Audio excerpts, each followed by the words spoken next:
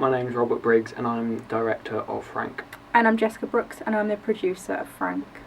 Very early on we decided that we wanted to make a drama or thriller piece for our final project. So we came up with the idea of 3 retired agents, and 2 of them are at the funeral of the 3rd agent who has faked his death. So once we knew the genre of the film that we wanted to create, we then went on to look at other films that gave us inspiration, and one of the films was Salt, starring Angelina Jolie, and in the first few weeks of term we decided to recreate a scene from this film.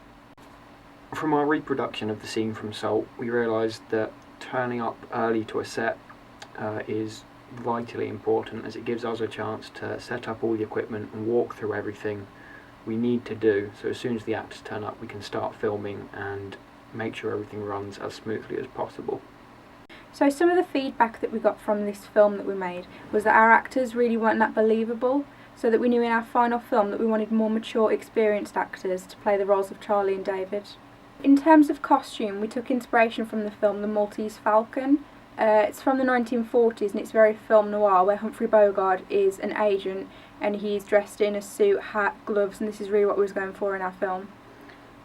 Once we decided on our plot, that the agents were at a funeral, the obvious location was a church, and along with that, the clothing options. We specified to our actors that we wanted them to be dressed in funeral attire, but if possible also to bring gloves and jackets, just so they look a bit more like agents and have that air of mystery around them. Another film we took inspiration from, as well as Salt, was Tinker Tailor Soldier Spy. The film has a similar artistic style to what we were aiming for. It uses a lot of tracking shots, similar costume, similar music, and artistically and visually it's similar to what we wanted from our final project.